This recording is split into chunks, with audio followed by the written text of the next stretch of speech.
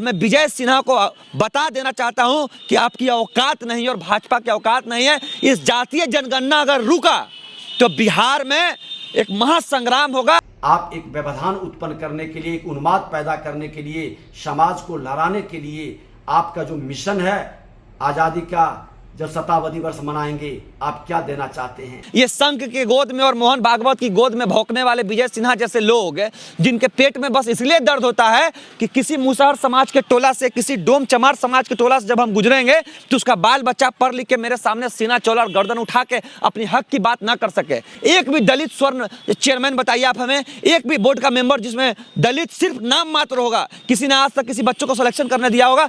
पूरा वर्चस्व इन लोगों का है। डोम का, चमार का, मुसहर का, जादव का, तेली का, बनिया का, भूमियार का, ब्राह्मण का होगा। जल, जमीन, पहाड़ से लेकर विश्वविद्यालय, न्यायालय और हर चीजों पे इन्हीं लोगों का कब्जा रहा। 80% स्वर्ण जातियों का हॉस्पिटल है इस बिहार में, 80%। होटल 73% स्वर्णे का होटल, जिसमें भूमियार, राजपूत, ब्राह्मण सभी को मिला लीजिए। एक गरीब आदमी 10,000 रुपये महीना कमाने के लिए और ये 3 लाख रुपया सालाना कमाने के लिए सोचता है। 8 लाख रुपया कौन गरीब कमाता है भाई? संजय जायसवाल क्यों मुंह चुराए हुए हैं चोर की तरह भाई? भाजपा को हिंदू और मुसलमान और देश के नाम पे वोट देने वाले लोग, इस बात को आप समझ लीजिए कि ये भाजपा कभी नहीं चाहती। आपको सिर्फ जात धर्म के नाम पे ये लोग हिंदू बनाना चाहती है। पढ़ाई लिखाई और आगे आने के बढ़ाने के मामले में भाजपा आज भी आप लोग को दलित, मुसहर, चमार, डोम ही समझता है। आजादी के इतने वर्ष बाद भी आज भी कुत्ता बिल्ली की तरह हम लोग जिंदगी जी रहे हैं। जातीय जनगणना में जो भी रोरा बनेगा उसको उखाड़ के फेंक देंगे, वो विजय सिन्हा हो या कोई भी हो। बिहार में जातिगत गणना की आज से शुरुआत हो गई है, लेकिन जैसे ही ये खबरें आई कि आज से शुरुआत हो गई है, बीजेपी का दोहरा चरित्र सामने आ गया। सत्ता में रहते वक्त कुछ और बात और सत्ता से बाहर आने के बाद कुछ और बात, वही सामने आ गया। विजय सिन्हा ने इस पर यह कह दिया कि इससे जातीय हिंसा बढ़ जाएगी, समाज बढ़ जाएगा, आपस में लोग लड़ने लगेंगे। जो आपके बड़े भाई ने जातीय उन्माद पैदा कर करके जातीय नरसंहार कराते थे, उसी पथ पर क्यों बढ़ गए? आप एक व्यवधान उत्पन्न करने के लिए, एक उन्माद पैदा करने के लिए, समाज को लड़ाने के लिए आपका जो मिशन है, आजादी का जब शताब्दी वर्ष मनाएंगे, आप क्या देना चाहते हैं? को एक खबर दिखलाएंगे हम। 1 जून 2022 की खबर है। सर्वदलीय बैठक हुई थी, बीजेपी के प्रतिनिधि बन के शामिल हुए थे। उन्होंने हामी भरा था इस पर कि जी हाँ, बिहार में जातिगत गणना होनी चाहिए, जनगणना नहीं होनी चाहिए, क्योंकि जनगणना केंद्र सरकार का आता है, जाति की गिनती होनी चाहिए। इस पर सबकी सहमति बनी थी, लेकिन जैसे ही शुरुआत हुआ, बीजेपी के पेट में दर्द होने लगा है। बात करेंगे इस पर, हमारे साथ युवा नेता मनीष यादव हैं। ये दर्द का आप समझ रहे हैं क्यों दर्द हो रहा है? नहीं, किसी को भी जब अपनी ताकत का एहसास हो जाता है तो वो फिर उसी ताकत को और मजबूत करने का प्रयास करता है। और कहीं ना कहीं कह लीजिए कि बिहार का जो पिछड़ा समाज है उसको अपनी ताकतों का एहसास नहीं है। गुर्जर आंदोलन, पटेल आंदोलन देश में, कह सकते हैं कि कुर्मी आंदोलन तक, आप जैसे झारखंड में जाकर देखिए, वहाँ के आदिवासी कह रहे हैं बिहारी तुम लोग भागो। उन लोगों को अपनी ताकत का एहसास हुआ। लेकिन हम लोग और ये जातीय गणना से हम लोगों को ये एहसास होगा कि आखिर जो हमारे सबसे निचली जातियां हैं, जो आज भी कहीं ना कहीं गांव में, देहात में दबे तौर पे रह रहे हैं, शोषित तौर पे रह रहे हैं, जो विश्वविद्यालय तक, स्कूल तक नहीं पहुंच पा रहे हैं, वो लोग कितने लोग हैं। और वैसे लोगों को शिक्षित किया जाएगा, वैसे लोगों को अग्रिम पंक्ति में लाने का प्रयास किया जाएगा। इसीलिए जातीय जनगणना हो रहा था। हमने तो कहा कि जब EWS आरक्षण मिल रहा था तो ऐसे ही अश्विनी चौबे हों, ये अमित शाह जैसे लोग हों, और ऐसे लोगों ने EWS आरक्षण तो दिया, लेकिन गरीब स्वर्णों का आरक्षण नहीं दिया।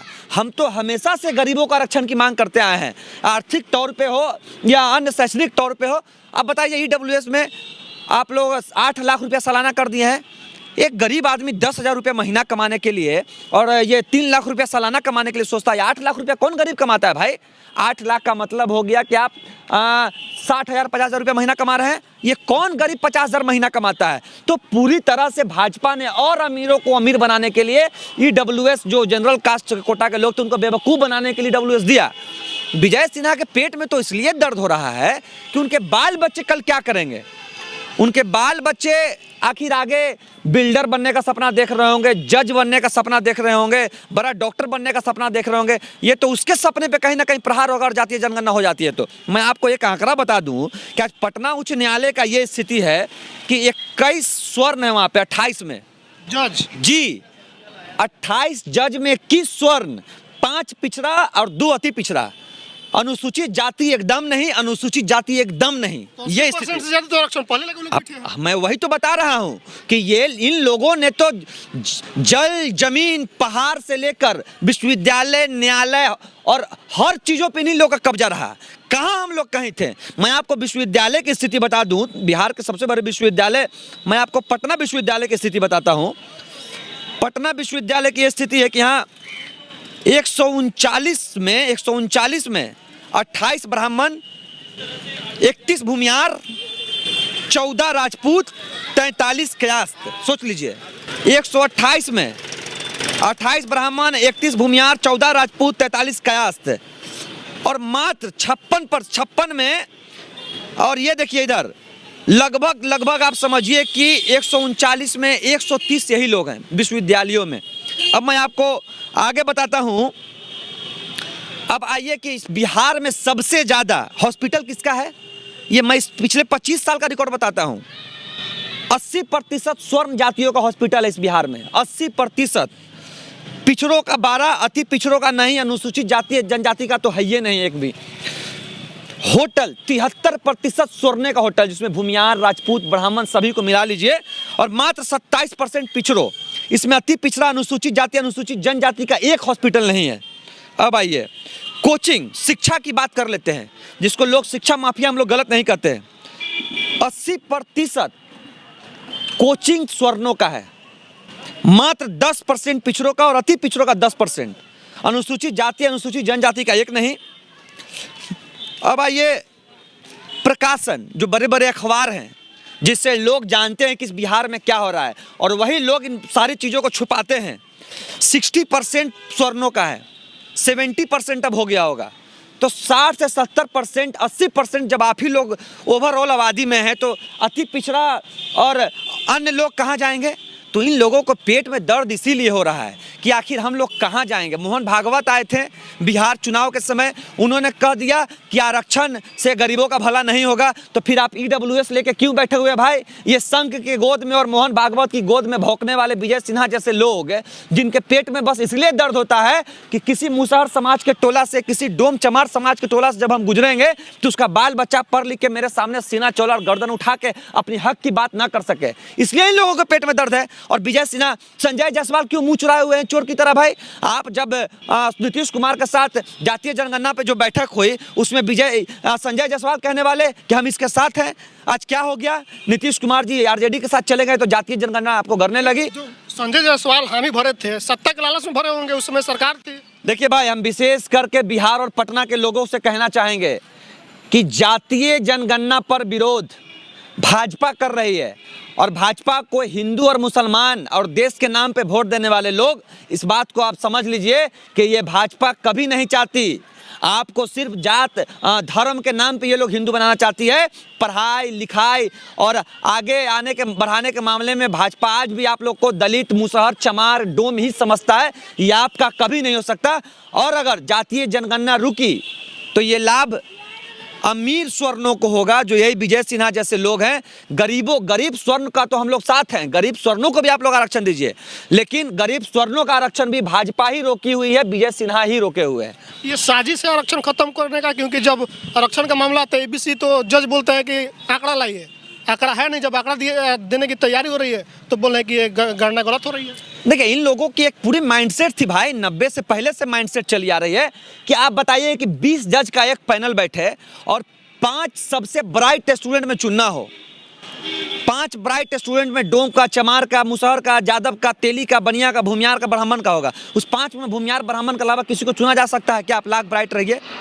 आप अगर विश्वविद्यालय में यूनिवर्सिटी सर्विस कमीशन में जाते हैं, वहाँ पे 5 ब्राह्मण 5 भूमियार बैठा हुआ है। यूपीएससी बीपीएससी का देखिए ना भाई, साला इंटरव्यू में नंबर क्या है, रिटन में नंबर क्या है, ये स्टूडेंट छट जाता है। तो ये पूरा प्रोपगंडा है कि ना गरीब का कोई बच्चा पढ़ेगा, ना आज से 20 साल बाद किसी कमीशन का मेंबर बनेगा, ना किसी बोर्ड का चेयरमैन बनेगा, और ना पिछड़ों का उत्थान होगा। आप लगभग बोर्ड देख लीजिए, लगभग कमीशन देख लीजिए, सभी का चेयरमैन स्वर्ण जाति से है। एक भी दलित स्वर्ण चेयरमैन बताइए आप हमें, एक भी बोर्ड का मेंबर जिसमें दलित सिर्फ नाम मात्र होगा, किसी ने आज तक किसी बच्चों को सिलेक्शन करने दिया होगा?